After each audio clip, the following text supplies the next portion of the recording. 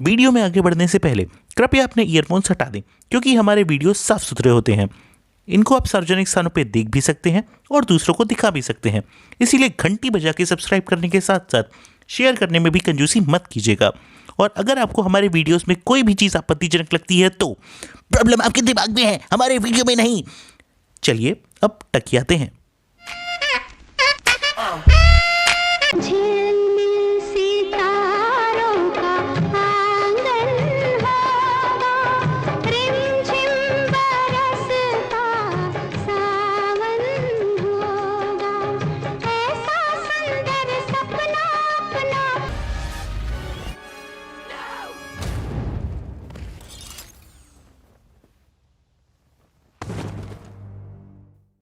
अजीब है ना, वंडर विजन 2021 में रिलीज हुआ। इसमें स्टोरी 2023 की चल रही है, लेकिन एक 1970 की मूवी बाय द वे जिसका नाम भी जीवन मृत्यु है, उसके गाने की 2 लाइन ने पूरे वंडर विजन के कॉन्सेप्ट को एक्सप्लेन कर दिया।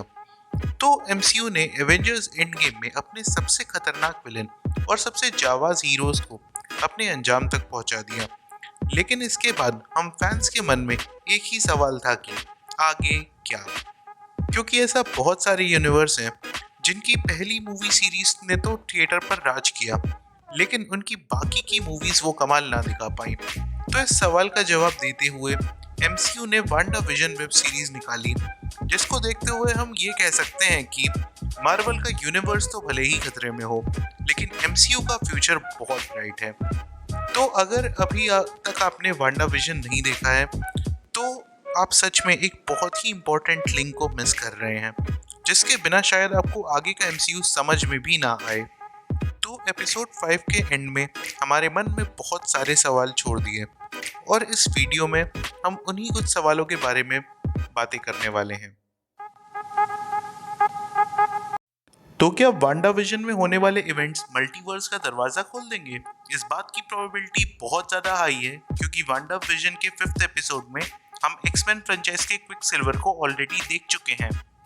लेकिन वो तो सब नकली है ना। हाँ, लेकिन मल्टीवर्स का एक और कैरेक्टर हम स्पाइडरमैन फार फ्रॉम होम में भी देख चुके हैं, और उसके इवेंट्स वांडा विजन के बाद हुए थे। और मार्वल के बिग गेम स्पॉट में भी लिखा था दैट यूनिवर्स इज एक्सपेंडिंग। तो इस टाइम हमारे 2 मेन सस्पेक्ट हैं, मेफिस्टो और वांडा। लेकिन वांडा ने एपिसोड 5 में ये कन्फेस किया था कि उसे नहीं पता कि ये सब कैसे स्टार्ट हुआ है। और मेफिस्टो के बहुत सारे हिंट हमें वांडा विजन के पुराने एपिसोड्स में मिल चुके हैं। तो इस बात के चांसेस बहुत ज़्यादा हाई हैं कि ये सब बवाल मेफिस्टो का खड़ा किया हुआ है। यप, हाँ, विजन रियल है। अबे ओ, इन्फिनिटी वॉर नहीं देखी? थैनोस ने क्या किया था विजन के साथ? बेटा जरा इन्फिनिटी वॉर को ध्यान से देखो और डॉक्टर बैनर की बात को याद करो। विजन के सर पर माइंड स्टोन की उतनी ही इंपॉर्टेंस थी जितनी कि एक मोबाइल में बैटरी की होती है। माइंड स्टोन के बिना भी विजन जिंदा रह सकता है, बस उसको दूसरा पावर सोर्स चाहिए, जो कि इस केस में वांडा का मैजिक है। हाँ, और वांडा ने उसकी थोड़ी बहुत यादें मिटा दी हैं। क्या बात है, मतलब एक रियलिटी बबल में एक सिंथेजॉइड के अलावा सब कोई नकली है। बहुत सही वांडा आंटी, बहुत है सही।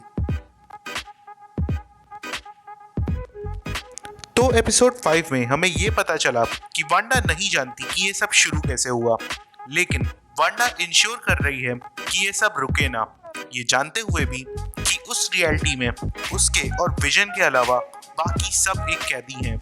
ये चीज बेशक गलत हो, लेकिन ये चीज बिल्कुल भी अननेचुरल नहीं है। किसी अपने को एक ऐसी लड़ाई में खो देना जो कि हमने शुरू भी ना की हो, बहुत ही ज्यादा ट्रॉमेटाइजिंग है, और हमें वो बना देती है जो कि हम नहीं हैं।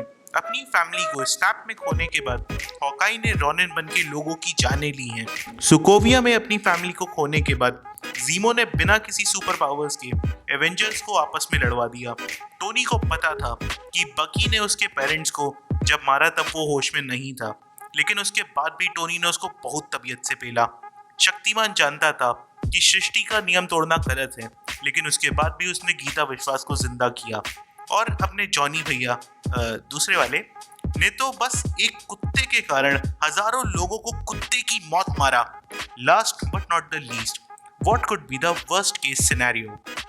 तो ये सारी सिचुएशन देखने में बहुत ही नॉर्मल लग रही हो, लेकिन ये इन्फिनिटी सागा से भी बड़ा थ्रेट है, क्योंकि स्नैप बस आधे यूनिवर्स को खत्म करता है, लेकिन वांडा इस समय पूरे मार्वल यूनिवर्स को खत्म कर सकती है। क्योंकि house of M story line में ऐसा ही हुआ था, जब वांडा ने अपनी एक अलग रियलिटी को क्रिएट किया था, और जब उसको उस रियलिटी से बाहर निकाला गया तो अपने भाई क्विकसिल्वर की डेथ से दुखी होकर वांडा ने बस 3 शब्द बोले थे, नो मोर म्यूटेंट्स, और एक नई टाइमलाइन क्रिएट हो गई थी जिसमें म्यूटेंट्स ना के बराबर थे। तो सोचो, अगर वांडा के मुंह से नो मोर म्यूटेंट्स की जगह नो मोर ह्यूमंस निकल गया तो एमसीयू का क्या होगा?